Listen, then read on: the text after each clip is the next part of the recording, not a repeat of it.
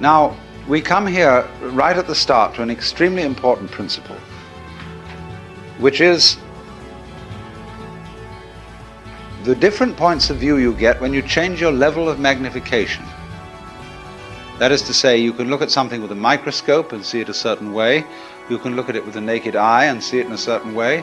You look at it with a telescope and you see it in another way. Now, which level of magnification is the correct one?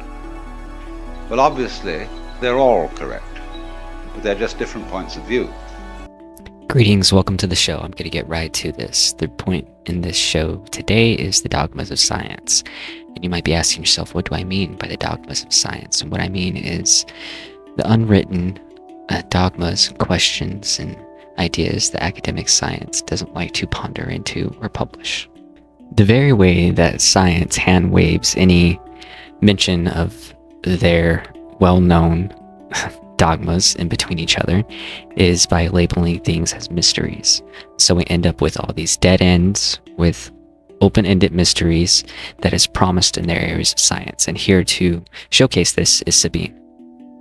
Today, I present the 5 biggest physics mysteries, according to me. Number 5. Einstein's theories don't forbid faster than light travel. We just don't know how to cross from speeds below the speed of light to above. Is it possible? And if so, how? Number 4. Time seems to have a direction. We know that that's because entropy increases, but that means the universe must have started out at small entropy. Why? Number 3. Just what's a measurement? Physicists say if it measures something, we call it a measurement, but that doesn't explain anything. Number 2. Coitus formula is the relation between the masses of 3 elementary particles, the electron, the muon, and the tau, that comes out 2/3 to an accuracy of 5 digits after the point. Coincidence? I don't think so. Number 1. Just why do things have units? Time, length, energy, mass, what are they? Are units the difference between maths and reality?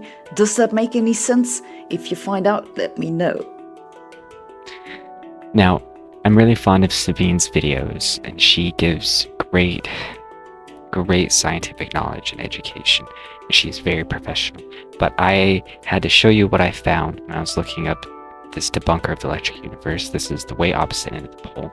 I don't like all this negative energy or blasting someone like this, but this is all online and it's all what I found just clicking around. So to make a point, I need to showcase all of this backlash here that you get from the community when you try to have an alternative theory by people who either want to assert themselves as dominance or just want to audience capture from you.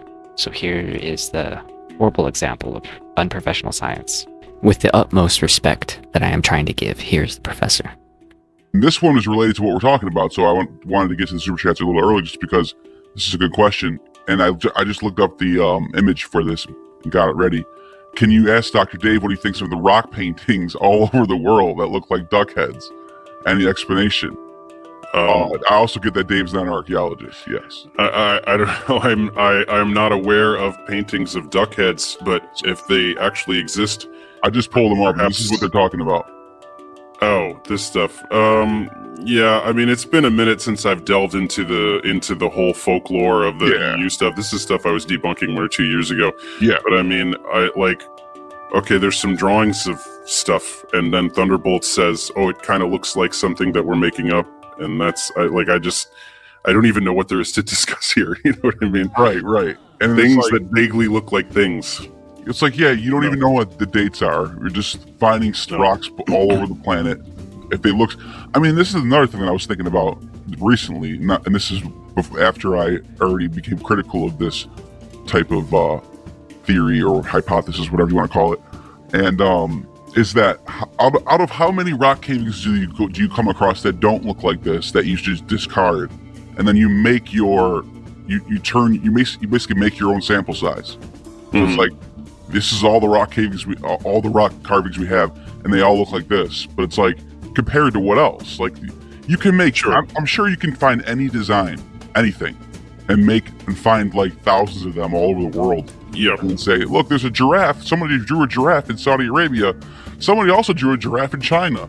There's got to be some celestial connection going on here. You can also call their similarity into question. It's debatable how similar they look. You can also call their similarity to whatever celestial phenomena they're trying to cite into question. They do not look that similar. You can also call their existence into question. How do I know these things even exist? They're just showing me a thing.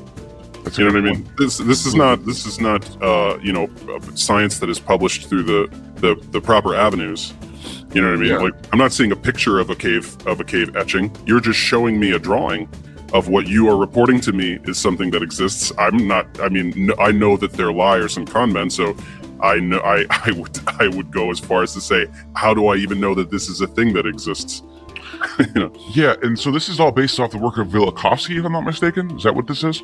I know Velikovsky is like the early figurehead, and so he had all of these really wild, all of this wild conjecture about all of these things that of what you are reporting to me is something. Looked at any of this, so he said something about like Venus coming out of Saturn and settling into its current orbit, and all of these things that very, very blatantly go against like basic orbital mechanics, like basic physics, like the idea that an object could shoot across the solar system and then settle cleanly into a near circular orbit. It just doesn't make any sense, right? So it just kind of defies basic physics. But yeah, man, I'm kind of blanking now on what his main claims were. I feel like comparison is the easiest tool we can use. So here to compare those two amateurs with the professional scientist from Los Alamos talking about the discoveries that they themselves couldn't even re-educate themselves on. Refreshing to listen to Wall's talk on the electric universe, and I guess I played a role, somewhat of a role in establishing what is called the plasma universe, which is about the same thing. Very refreshing to see that. It's a field that I worked in for, gosh, 2.5 decades or so, and right now I'm working in something very closely related, but it's different. It's petroglyphs. Okay, it's not galaxies, rotation magnetic fields in galaxies, which we produced, which is on our websites or in any number of publications. But it's carvings on rock by man in prehistory. Now, why are these important? This is a picture that I took on the Navajo reservation, and which is absolutely typical of petroglyphs that one will find around the world. As I'm going to show, petroglyphs have a definite orientation. They also change in morphology and shape depending on the latitude that they're found on Earth. And this is typically, this is at about 36 degrees latitude north, so it's lower than the United Kingdom. But perfectly typical around the Earth, and the duck-shaped heads appear everywhere as well as these other symbols, and I'm going to go into why. My first introduction to petroglyphs was by David Talbot. I went to a meeting of his by accident and learned something about what they were doing, and then he showed me some pictures, and I looked at the pictures, and I said, "Where did you get these pictures?" Because I had never seen them outside of an unclassified environment, to tell you the truth. And they're on rocks. They're on rocks. Where are these rocks stored? What vault? It's got these rocks, and I was kind of, what am I going to do now? And he said, "Oh no, they're all over. They're petroglyphs. They're all over the place." And I was stunned. Having worked in what's called high energy density plasmas, high energy density in nuclear physics, I was stunned that these pictures, apparently thousands of years old, preceded what we'd only been recording for about 2 years with our new facilities. It cost a lot of money. Okay. Okay.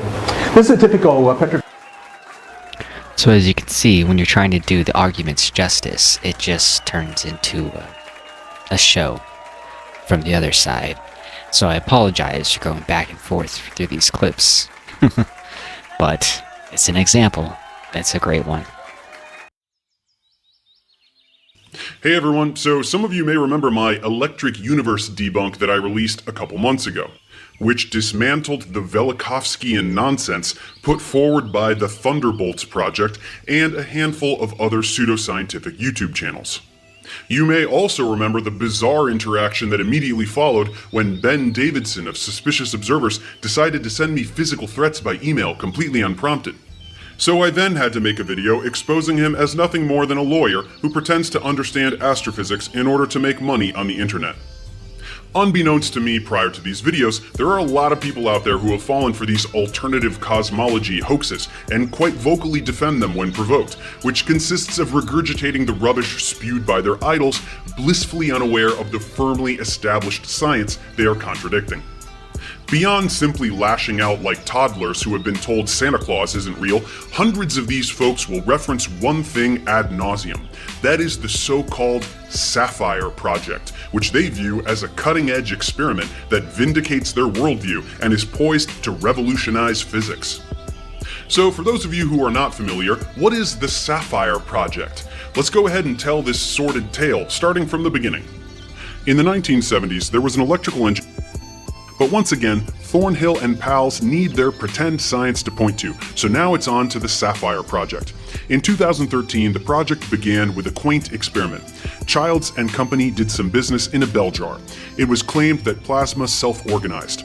This was scaled up to a larger apparatus, which appears to be able to contain and control plasmas at high temperatures. Fine, not particularly revolutionary, but more importantly, perpetually vague in its description. What materials are being used? This is somehow never discussed. Childs regularly just says things about how something melted that shouldn't, and something that should melt but didn't. There's a lot of talk about double layers. Why should we care about those? Does any of this correlate with star structure? Can you demonstrate that in any way other than... At this point, we have to make something abundantly clear. With most varieties of pseudoscience like this, there are always two camps. First, there are people that are knowingly pushing a hoax to make money. In my estimation, that's what the Thunderbolts Project is doing. They make a lot of money off of their videos and conferences, and that's all it is to them, money and status.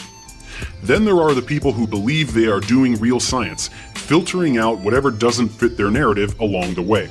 This behavior is enacted by people who desperately want to be a revolutionary figure in the history of science and have convinced themselves that this is what they are doing, against authoritarian opposition from the dogmatic scientific establishment that simply does not possess the capacity to comprehend their brilliance. Sometimes competent scientists fall into this trap in their later years, even Nobel Prize-winning ones, when they stubbornly pursue unsupportable claims. Scientists are human. They have desires, they have egos, and that's just the way it is. Electric Universe is a healthy mixture of these two types of people, united by one common thread. Nothing they are saying. Sapphire is nothing more than Thunderbolts personnel funding a magic show to boost their own credibility. It's an attempt to look like not the first to fall for a hoax, but be sure to understand that it doesn't require much knowledge of science to see through these things.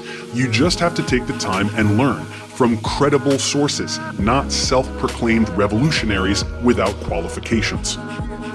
And above all else, you have to acknowledge the degree to which you are enacting confirmation bias towards anti-establishment narratives. This is currently an epidemic in every sector of society, from the chemical to the medical to the astrophysical.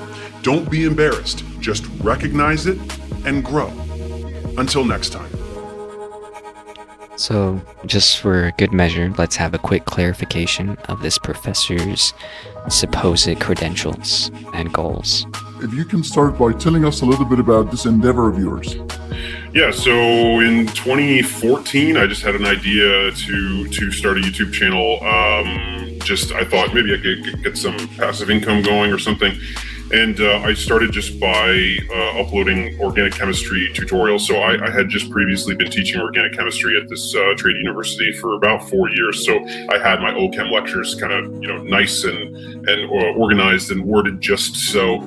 And so I put up about 40 OChem lectures, and people dug them and wanted more. So I did some general chemistry tutorials with animations, and then I did biochemistry, biology, astronomy, and it's just really ballooned out into this sort of all topics sort of place. I've begun hiring writers to expand into areas that I don't have any expertise in, and I'm really trying to cover. I'm both trying to cover every academic subject known to man, while fulfilling my personal goal of trying to become a great generalist, because I keep learning so much. I'm doing like immunology tutorials and economics tutorials and stuff, and it's all new territory for me, so I get to learn as I go, and just want to be a big hub for learning. Well, very similar to my channel is actually mostly Arab. Alrighty, so he's here to make money. He has writers. He's trying to be a generalist, which means he's advancing into areas he has no profession or credentials in. And most of his experience is experience he had while in school. So he should be able to do something like my next video clip and actually research the Sapphire project and get some things right. In the previous 2 episodes, we have discussed Jürgen's electric sun model, describing in detail how the granules on the sun can be linked to anode tufting, and explaining in detail the mechanism that sits behind this. In part 2, we looked at how this electric sun will be connected to the larger galactic framework. We noted that Jürgens had made several assumptions which we now know are not correct, but the model has since been modified by the EU community to overcome these problems. In the next few episodes, I want to explore how the EU have taken this idea and gone beyond Jürgen's electric sun model. In the first part, we will be talking to Wal Thornhill and discussing how he became involved with the concept and how he identified some specific areas that needed refinement. So it's hard for me to imagine why somebody at this level of education would stoop to such low means to debunk and try to defame somebody else's intellectual prowess. I don't know. He definitely tried to pin them down and dismantle them in a way that you don't see mature people in the scientific field will usually do. But let's listen to his perfectly sound, cold logic and reasoning behind that. This is not science that is published through the proper avenues. You know what I mean? Yeah, I wanted you to keep those words of his in mind as we segue to the important part of this. Sabine again. And she is perfect because she has personal experience in these academic journals. Water has flown under the bridge since, so let me be honest.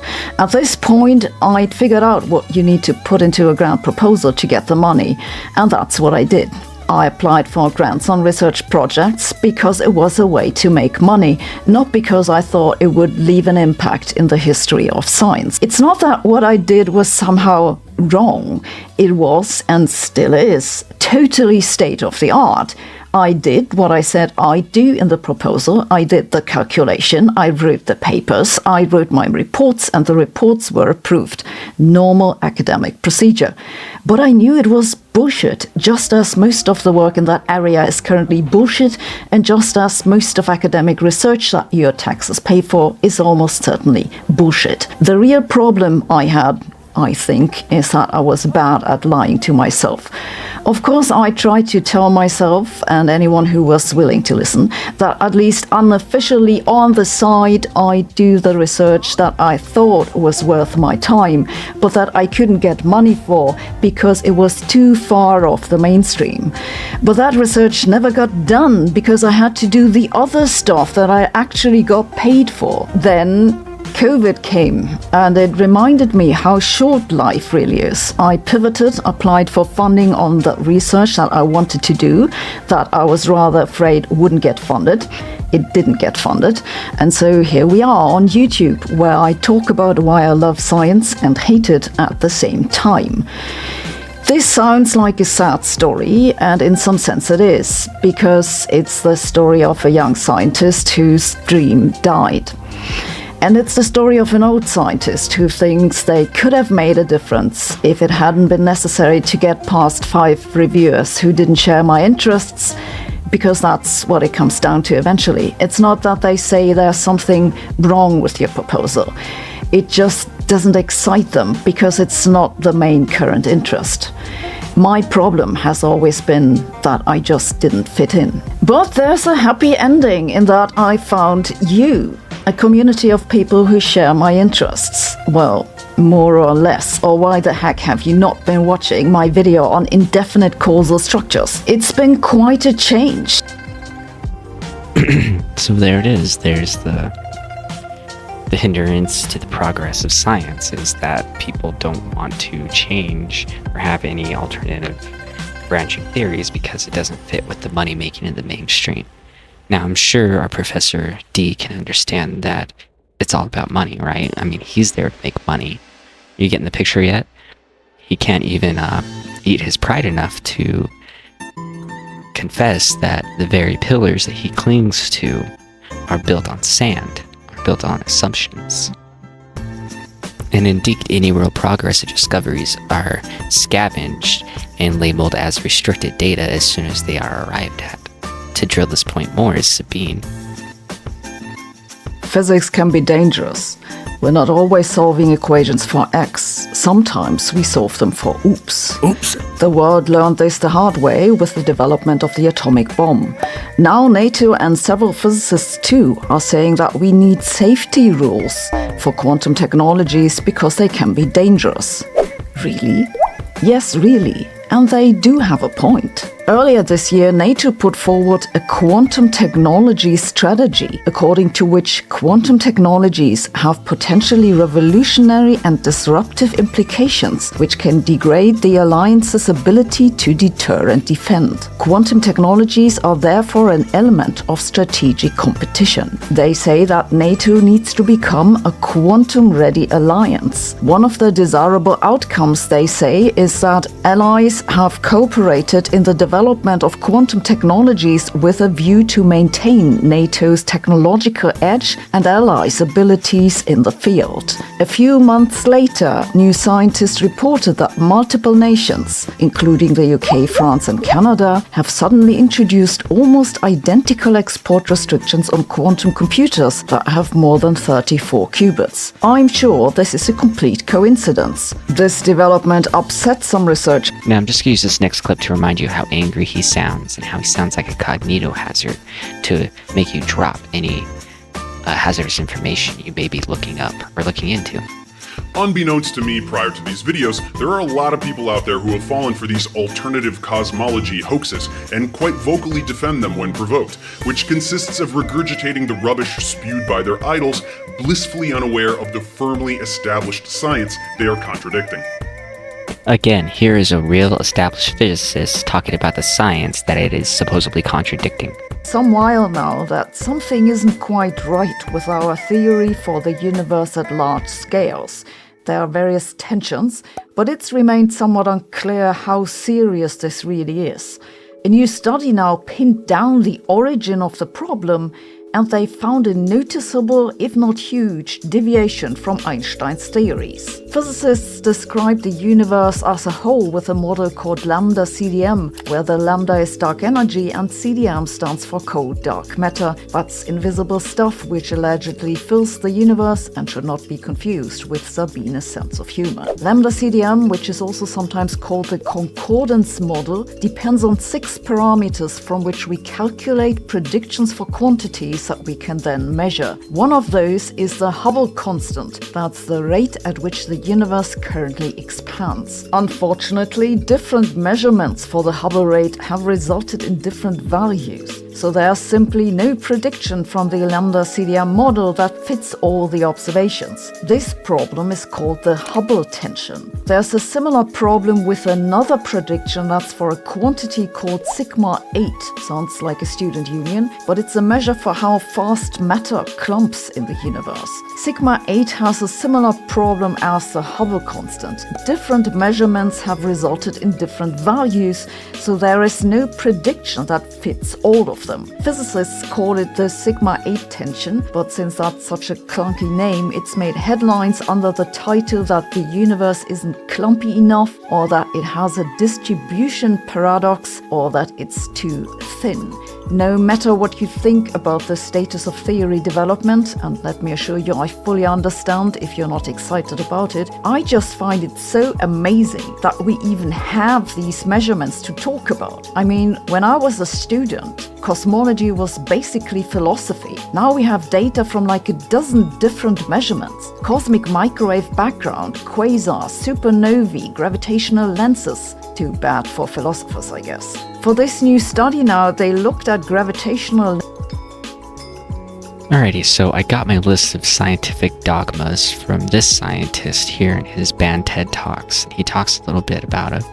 Resonant waves, morphic waves, whichever. Well, I have to pause and come back to the subject in another video, but here is his point that I want to sample regarding alternative perspectives. Have laws. In fact, only civilized societies have laws. As C.S. Lewis once said, to say that a stone falls to earth because it's obeying a law makes it a man and even a citizen. It's a metaphor that we got so used to, we forget it's a metaphor. In an evolving universe, I think a much better idea is the idea of habits. I think the habits of nature evolve. The regularities of nature are essentially habitual. Anyway, that's my own hypothesis in a nutshell of morphic resonance. Everything depends on evolving habits, not on fixed laws. But I want to spend a few moments on the constants of nature too, because these are again assumed to be constant. Things like the gravitational constant, the speed of light, are called the fundamental constants. Are they really constant? Well, when I got interested in this question, I tried to find out. They're given in physics handbooks. Handbooks of physics list the existing fundamental constants and tell you their value. But I wanted to see if they'd changed, so I got the old volumes of physical handbooks. I went to the Patent Office Library here in London, and they're the only place I could find that kept the old volumes. Normally people throw them away when the new values come out. They throw away the old ones. When I did this, I found that the speed of light dropped between 1928 and 1945 by about 20 kilometers per second. It's a huge drop because they're given with errors of any fractions of decimal points of error. And yet, all over the world, it dropped, and they were all getting values very similar to each other with tiny errors. And then in 1945, it went up, 48, it went up again. And then people started getting very similar values again. I was very intrigued by this, and I couldn't make sense of it, so I went to see the head of metrology at the National Physical Laboratory in Teddington. Metrology is the science in which people measure constants. And I asked him about this. I said, what do you make of this drop in the speed of light between 1928 and 1945? And he said, oh dear, he said, you've uncovered the most embarrassing episode in the history of our science.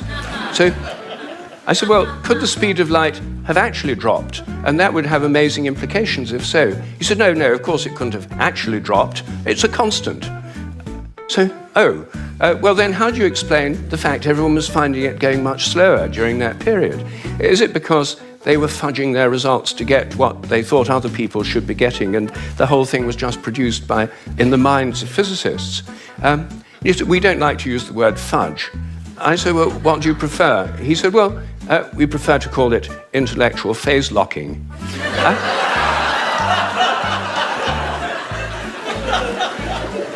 So I said, well, if it was going on then, how can we be so sure it's not going on today? And that the present values are produced by intellectual phase locking. And he said, oh, we know that's not the case. I said, how do we know? He said, we've solved the problem. And I said, well, how? He said, well, we fixed the speed of light by definition in 1972. So I said, but it might still change. He said, yes, but we'd never know it because we've defined the meter in terms of the speed of light. So the units had changed with it. So he looked very pleased about that. They'd fixed that problem.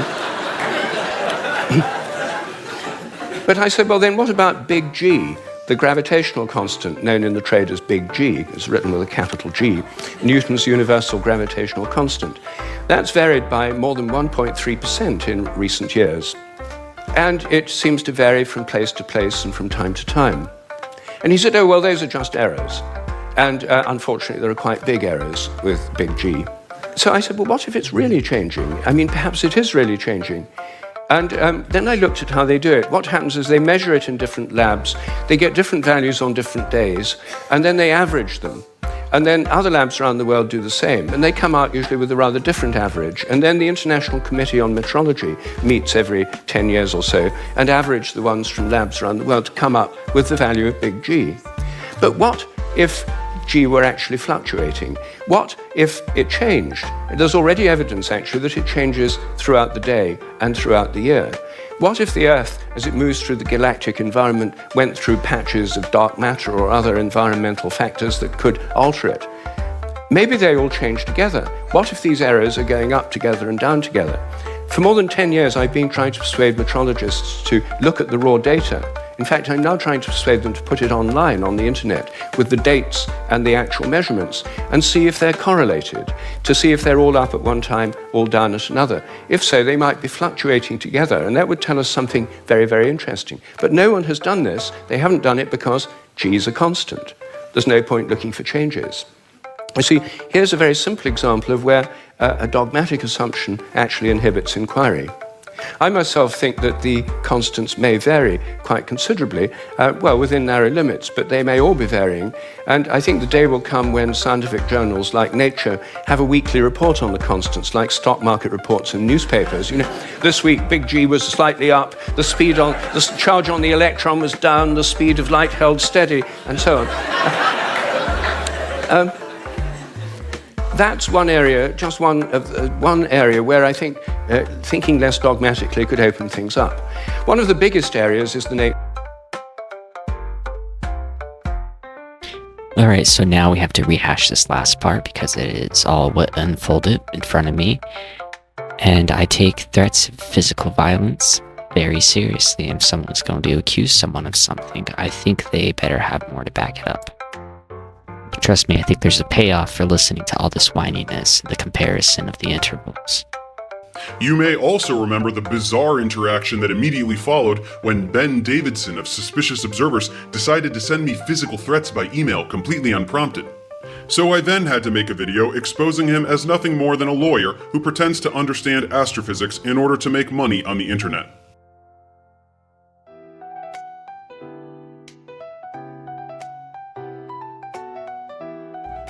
Now, I scoured the reaction videos with the emails, and there was no even hint of physical violence. It was more like a pissing contest, to be honest. And to be also truthful, I understand why a lawyer would be reaching out and contacting this person to schedule a conference and all that junk, but I guess it got escalated somehow, and this guy flipped. He also stated there was no rebuttal, but here's the rebuttal from the other side.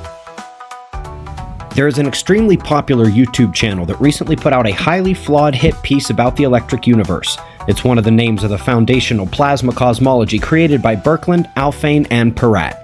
I'm going to show you all of his lies and mistakes, then show you why each is wrong, using only peer-reviewed science, which I feel is only fair since half his argument is speculation on the part of the paradigm.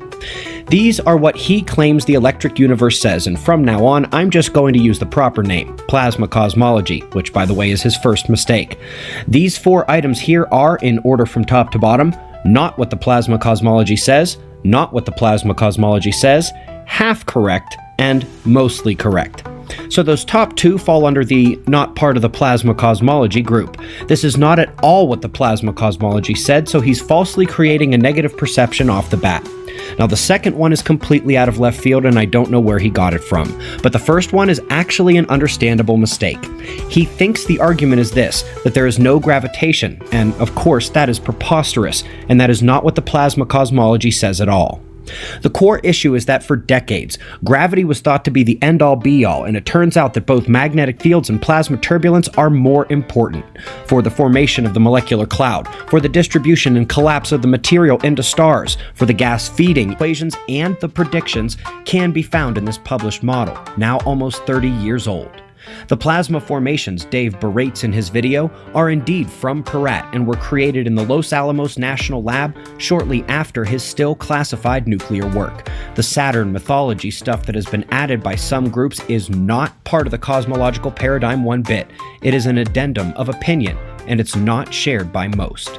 Speaking of predictions, it was 2011 when we predicted that all dark matter searches would fail, and here we are, billions of dollars later, and they still haven't found it. They've half abandoned WIMP searches for axions, but those took a major hit this year or the models and equations and simply out the lambda cold dark matter model. As for Dave, he lied about what the cosmology actually claims. He did not avail himself of the literature or the models and equations and simply made his viewers believe they did not exist. Now, on a personal note, he is also saying I have no peer-reviewed papers cited by NASA scientists and other professors, and that I don't have a textbook. So you can find links to both of those below this video too. Heck, Dave didn't even get the name of the cosmology correct. True enough, if you want to go with commenters on YouTube as authority, or you pigeonhole the entire paradigm into what one copycat group is saying, yes, debunking can be easy. But Dave did no homework. Either that, or he straight up lied. I'll see you in the morning for the daily update. Be safe, everyone. Alrighty, and one more time for good measure, let's compare what Professor D did and compare it to what a professional YouTuber in the area of science discussion did. Read distinguishing so clearly between Electric Universe followers and Flat Earthers because I found out they are way more similar than I thought. Just like Flat Earthers, all they did was whine about how dumb I am. None of them were able to refute a single thing I said in my video, nor did they even try. None of them were able to summarize anything Ben said in his response video, nor did they even try.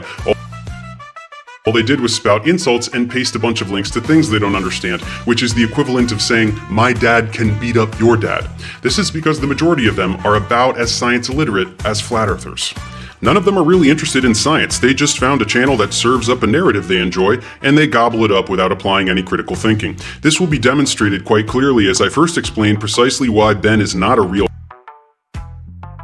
remotely resembling a credible source on any scientific topic. I don't know how many of you knew that, but in case you didn't, now you know. But Dave, you aren't a cosmologist either. That's true, I'm not. I do have degrees in chemistry and science education, but it's moot, as if Ben's fans were actually going by degrees, then they wouldn't be listening to him in the first place. But much more importantly, I don't have to be a cosmologist, because I don't contradict the field of cosmology. I'm a science communicator, I report science. I don't have the hubris required to assert myself over the people who actually study these things for a living. That's what Ben does. So now let's see what could have happened if he would have said yes to a conference call with the people from the Thunderbolts. On Tuesday, I released my reaction to the Sapphire video, and the response was amazing. Many people were interested to understand more, and many people have their own views on what was discovered and what might be going on behind the scenes.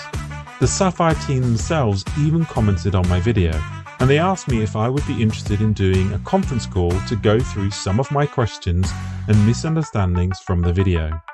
So yesterday I spent 2 hours talking to Monty, and some of that discussion you will be able to hear and see after this little bit. But before we get to that, what have I learned from this amazing discussion? Well, let's start at the beginning. I think it's fair to say that I, like most people, see the Sapphire project directly linked to the Thunderbolts projects. I know that they have repeatedly said that they are independent, but I always see them together, so subconsciously or otherwise, the impression has grown in my mind that the two were somehow intrinsically linked.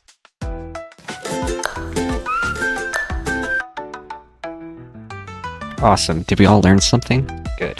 So as you can see, I really wondered why this debunker didn't really try to talking to these guys one-on-one in a video chat. He talks to so many other people.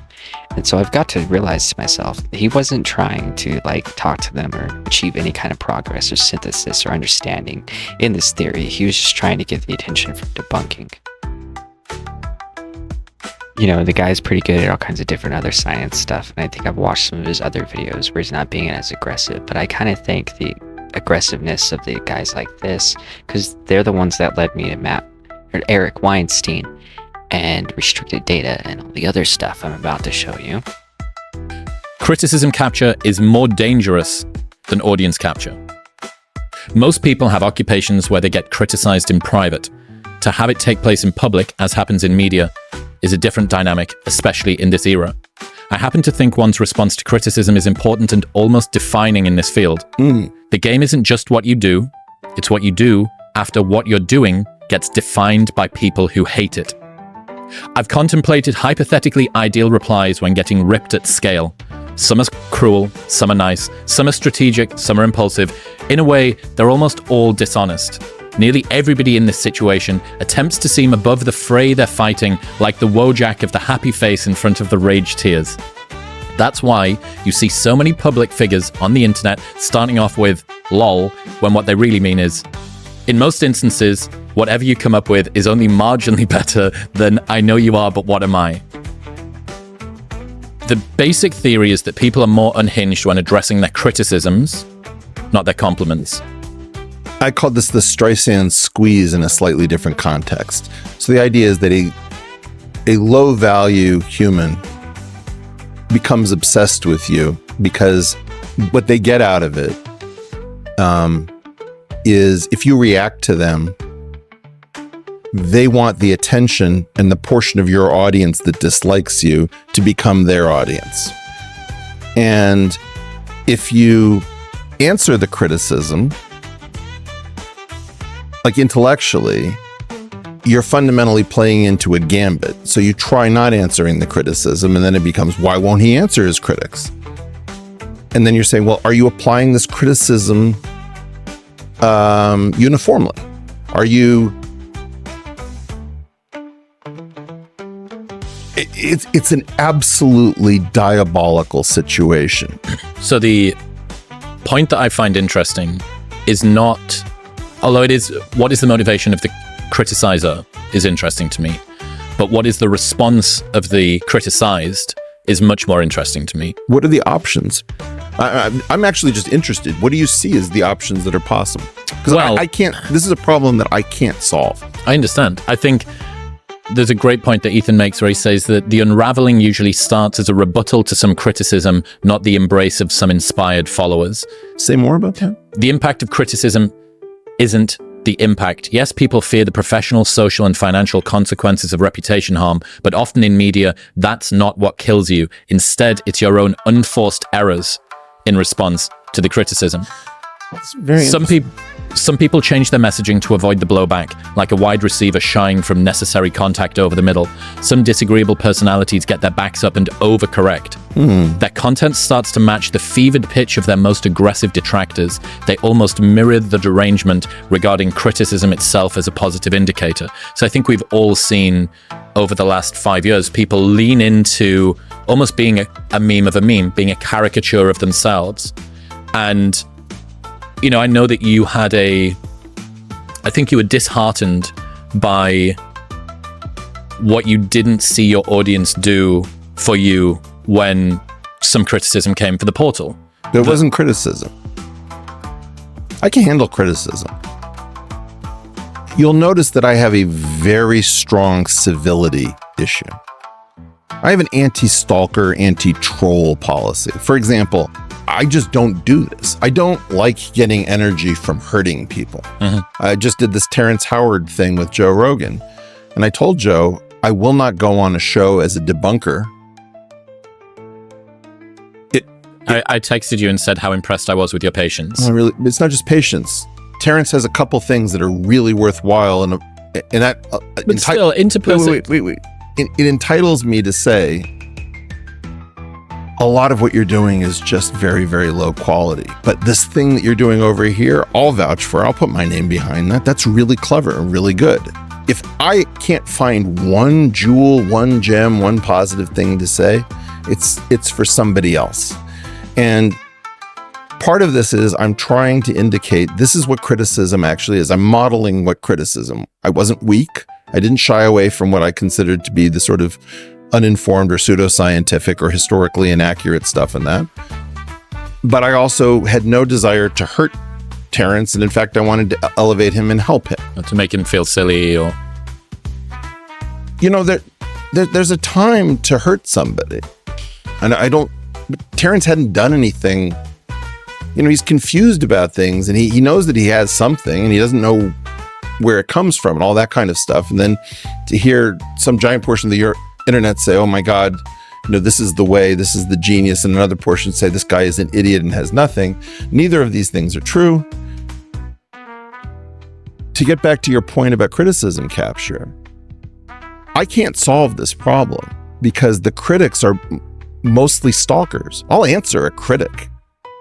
Anybody who's... the first thing I'm going to do, if you call me like a cult leader, I'm going to say, well, tell me something. What did you call Ed Witten? What did you call Lenny Susskind?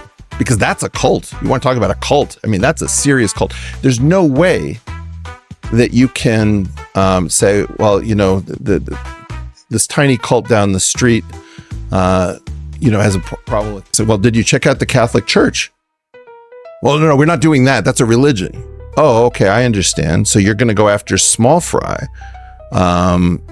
As long as you go after everybody evenly and fairly and academically, you're not a troll. I saw a great quote the other day that said, cult, failed religion, religion, successful cult. They're interrelated at a very important level. But, you know, like redemption is part of all religions usually. And very often some of these minor cults are just about expulsion and destruction. I think that what we have to realize is that civility wasn't some sort of nicety among 18th century gentlemen. It's absolutely essential to high trust activities like science that have incredible power over our lives. And I am not aware of my critics. I have trolls, I have stalkers, I have people I fear physically and I think about legally and I think about protection from them. But I'm not aware of a single critic of my theories. If you ask anybody who jumps up and says, oh, I'm a critic of Eric's theories, I would say, ask that person, has that person tried to hunt down your previous connections and written to your friends and tried to dig up dirt? And if they answer honestly, because I actually have the letters and emails that these people engage in, these people are character assassins posing as critics. And I think that this is actually the big problem. We don't have debates. We have street fights. We have people pulling a knife in a boxing match, or, you know, plaster, you know, and bandages in their boxing gloves, or whatever is going on. We need fights. We need critics. We need debates that are refereed, that are ethical, where people shake hands at the beginning and hug at the end. Touch gloves, you know? We don't have that. And we're dying from that. You'll notice that, for example, in the string theory and the string theory critics, they basically don't appear on the same stage ever. And this has to do with wrestling versus MMA. You notice that you don't see, if wrestling is so effective, why don't we try it like professional wrestling inside of an MMA thing where you're jumping up on the cage and coming down and all this stuff? It's because one thing is an actual sport and one thing is a simulated sport. And I think that what we need Queensberry rules. Queensberry rules is how you avoid kayfabe. You have ideas. You can't gouge eyes. You can't use small digit manipulation where you break fingers. You can't go for the throat or the genitals. You put your finger on. I've never heard of this criticism capture, and I love it. And that's why I developed the concept of the Streisand squeeze.